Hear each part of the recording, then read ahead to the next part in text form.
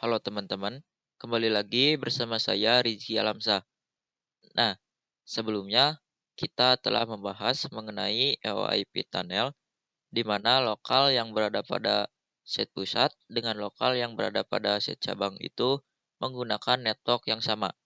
Oleh karena itu bisa menggunakan yang namanya EOIP tunnel. Nah, bagaimana kasusnya apabila lokal yang berada di set pusat dengan lokal yang ada di set cabang itu networknya berbeda? Nah, kita bisa menggunakan jenis VPN tunneling lainnya, yaitu PPP.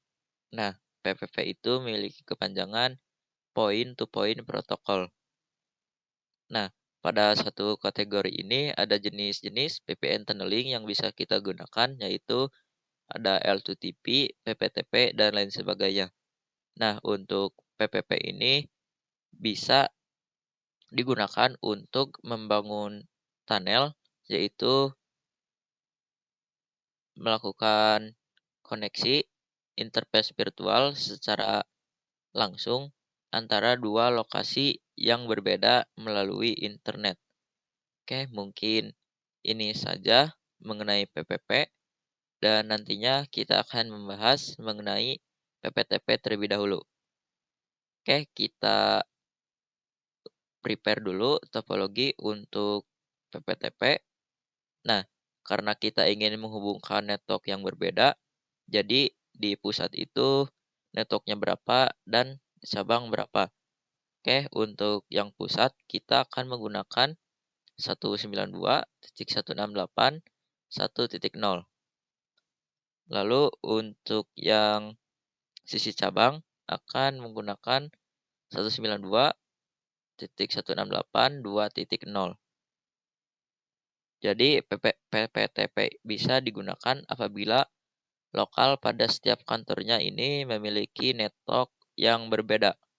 Untuk konfigurasi di dalamnya, kita coba hapus kecuali yang firewall node, karena biar bisa internetan dari sisi kliennya. Oke, kita masuk ke router pusat. Nah, kita coba lihat di menu interface. Nah, untuk yang bridge-nya kita hapus dan untuk EOIP tunnelnya kita hapus. Kemudian kita lihat pada bagian IP address. Nah, di sini kita hapus. Oke, kita cek lagi. Oke, sudah kosong. Kita lakukan pada yang router cabang juga. Jadi pada interface kita hapus untuk bridge dan untuk EOIP tunnel kita hapus. Lalu kita pergi pada IP address. Nah, di sini kita hapus. Oke, mungkin ini saja. Selanjutnya kita akan melakukan konfigurasi PPTP-nya. Nah, PPTP itu bekerja layaknya klien dan server. Jadi harus ada yang jadi server dan harus ada yang jadi klien. Nah, di sini untuk sisi servernya kita jadikan untuk router pusat dan untuk kliennya kita jadikan router cabang. Nah, karena PPTP bekerja layaknya server dan klien, maka harus dikonfigurasikan terlebih dahulu untuk interface yang mengarah ke kliennya dengan IP address. Oke, kita bisa tambahkan IP untuk yang Ether 2, IP, lalu addresses. Nah, untuk yang Ether 2, kita isikan 192.168.1.1 misal, lalu /24, kita taruh di Ether 2, kita apply, lalu OK. Kemudian saya setting DHCP server agar nanti si VPC-nya mendapatkan IP secara otomatis. Oke, kita pergi ke DHCP server, lalu DHCP setup, lalu untuk interface-nya yang Ether 2, kita next, next, next, next saja sampai akhir. Oke, oke, sudah berhasil. Lalu kita coba untuk VPC-nya request DHCP, oke, IP DHCP. Nah, dia sudah Dora. Kita lihat IP-nya. Nah, IP-nya mendapatkan 1.254. Lalu kita lakukan untuk yang router cabang. Sini masuk ke router cabang.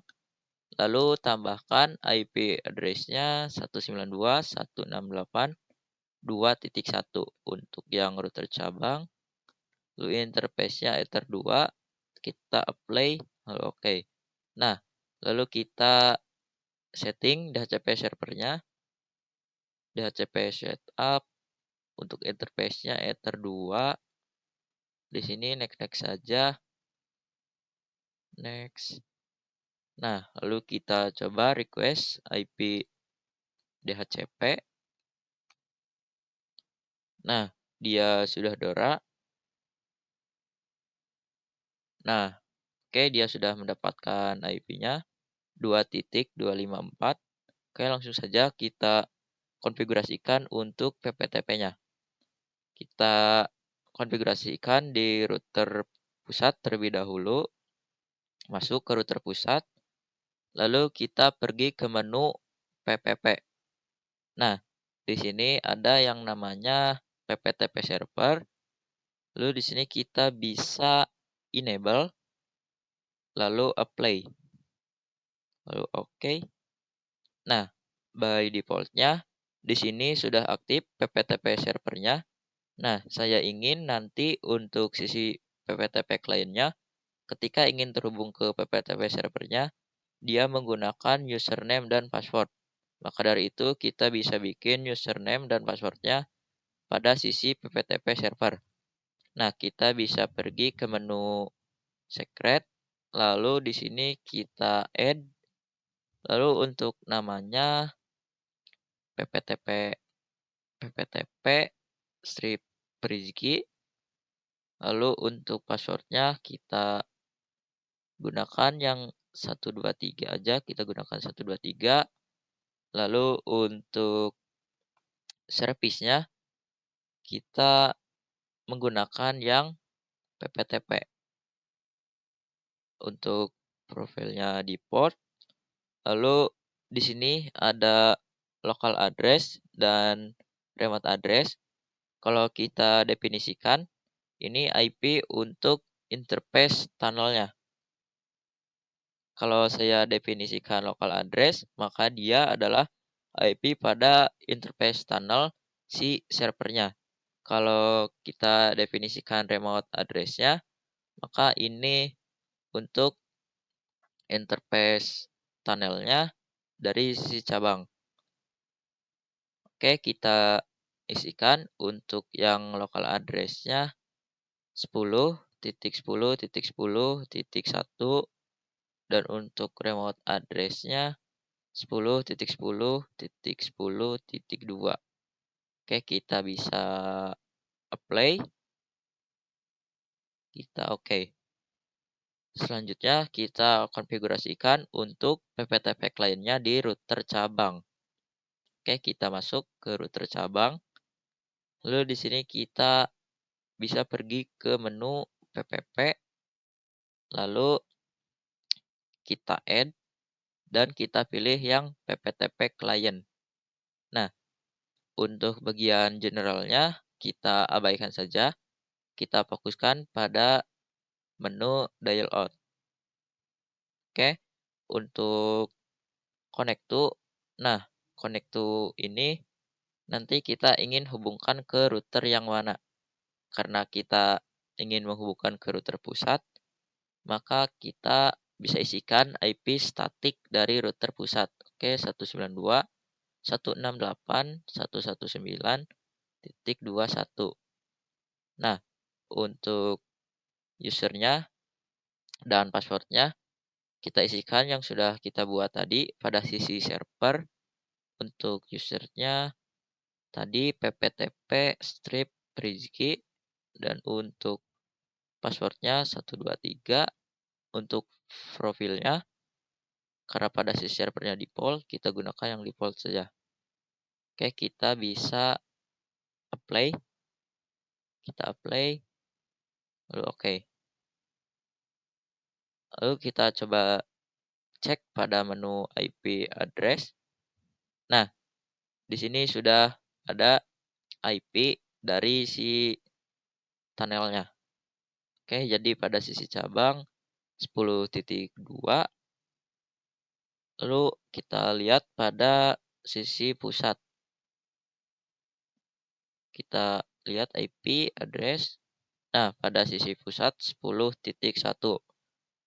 Jika kita coba ping dari router pusat ke router cabang, kita coba ping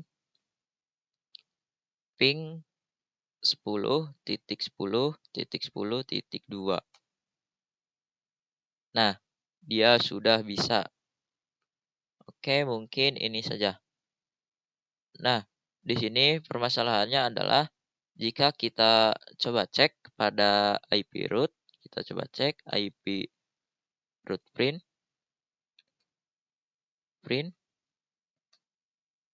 Nah, di sini pada sisi pusat belum ada yang mengarah ke 2.0. Berarti itu dari sisi VPC-nya belum bisa komunikasi. Maka dari itu kita perlu menambahkan static routing. Oke, kita lakukan pada router pusat terlebih dahulu. Kita bisa pergi ke menu IP, lalu root. Nah, di sini kita bisa add.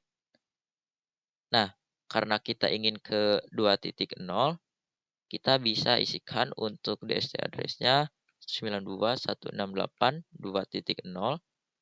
Lalu untuk gateway-nya, karena dia dari sini mau ke sini, maka dia melewati IP tunnel yang di sini.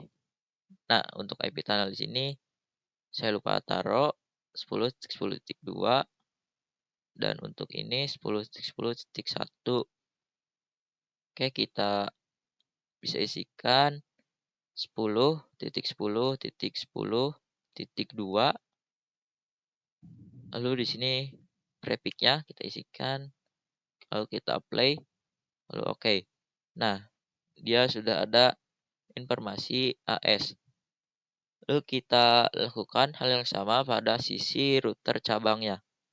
Oke, kita masuk ke router cabangnya. Di sini kita bisa pergi ke menu IP root. Nah, pada router cabang belum ada yang mengarah ke 1.0. Oke, kita bisa isikan untuk DST address-nya 192.168.1.0/24. Lalu untuk gateway-nya, karena dia dari sini mau ke sini, maka dia melewati yang 10.10.10.1. Oke, kita isikan, lalu kita apply, lalu oke. Nah, di sini sudah ada informasi AS. Oke, langsung saja kita lakukan pengujian ping dari VPC 1 ke VPC 2. Pastikan berhasil. Kita coba ping 192.168.2.254. Nah, dia sudah berhasil. Oke, kita lakukan dari VPC 2 ke VPC 1 ping 192.168.1.254. Nah, dia juga sudah berhasil.